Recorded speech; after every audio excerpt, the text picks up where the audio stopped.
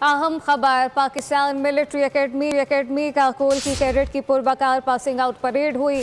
Field marshal Syed Asim Munir passing out parade के मेहमान खुसूसी थे। फील्ड मार्शल सईद आसिम मुनीर ने पासिंग आउट परेड का न सिर्फ मुआयना किया, खिताब में कहा कि कौम को यकीन दिलाता हूँ कि इस मुकद्दस सरजमीन का एक इंच भी दुश्मन के हवाले नहीं होने देंगे। कहा गया कि भारतीय फौजी क़यादत को खबरदार करता हूँ, न्यूक्लियर इन्वायरमेंट में दोनों ममालिक में जंग के लिए गुंजाइश नहीं।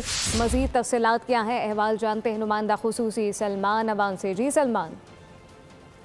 जी बिल्कुल, आर्मी चीफ का आज का खिताब जो है बहुत मुफस्सिल, बहुत डिटेल्ड खिताब है, जिसमें उन्होंने मुल्क की अंदरूनी सूरत हाल के हवाले से भी बात की, पाकिस्तान की गिरदोपेश में जो कुछ हो रहा है उसके हवाले से भी बात की। इंडिया के कॉन्टेक्स्ट में आर्मी चीफ ने बात की, जो कि बहुत ज़्यादा इम्पोर्टेंट है मौजूदा सिनेरियो के अंदर। उनका खास तौर पर आर्मी चीफ ने, अगर मैं बात करूँ मसला फ़लस्तीन के हवाले से, वहाँ पर आर्मी चीफ ने जिक्र किया इस मसले के तस्वीर के मुनसिफाना हल का। 1967 की सरहदों के मुताबिक आज़ाद खुद मुख्तार फ़लस्तीनी रियासत के क़याम की बात की, जो कि पाकिस्तान का उसूली मौक़िफ़ है। और इस मौके पर उनका कहना था कि पाकिस्तान को जो हालिया दिनों में सिफारती, इक़्तिसादी और अस्करी कामयाबियाँ मिली हैं, और उसके साथ साथ जो सलाहियतें पाकिस्तान के पास हैं, पाकिस्तान उनकी बदौलत एक इंशाअल्लाह तरक्की और खुशहाली की नई मंजिलों की तरफ जाएगा। और उसके साथ ही उन्होंने जिक्र किया दुश्मन का, कि दुश्मन जो है वो बेचैन है, लेकिन पाकिस्तान का जो अज़्म है, हिम्मत है, वो भी बहुत मजबूत और पुख्ता है। वर्दी का जिक्र किया उन्होंने, कहा कि वर्दी में मलबूस या यूनिफॉर्म लोग जो हैं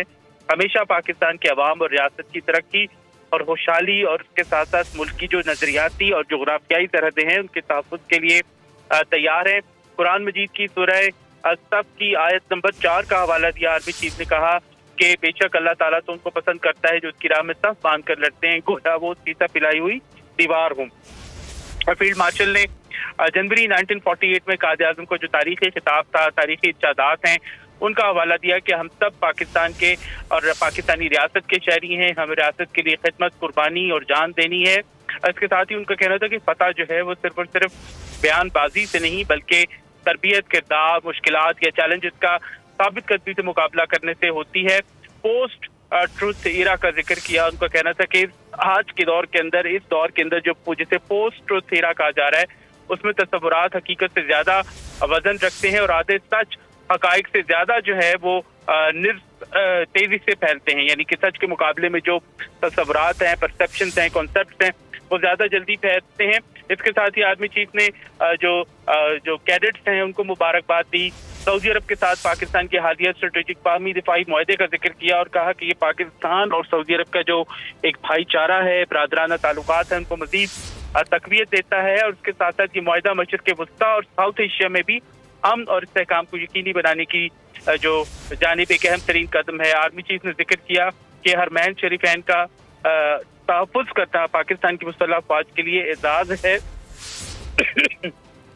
इसके साथ ही उन्होंने जिक्र किया पाकिस्तान और जो ईरान के ताल्लुकात हैं उनका जिक्र किया कि ईरान के साथ मुज़ाकरात के अमल के अंदर पाकिस्तान ने एक बहुत इम्पोर्टेंट किरदार अदा किया है। दीगर मुस्लिम ममालिक के साथ भी पाकिस्तान के बड़े अच्छे बरादराना तारीखी ताल्लुकात, और सबसे अहम बात यह है कि किरदार अदा किया है, बरादराना ताल्लुकात भी हैं। सलमान अवान साथ ही रहिएगा।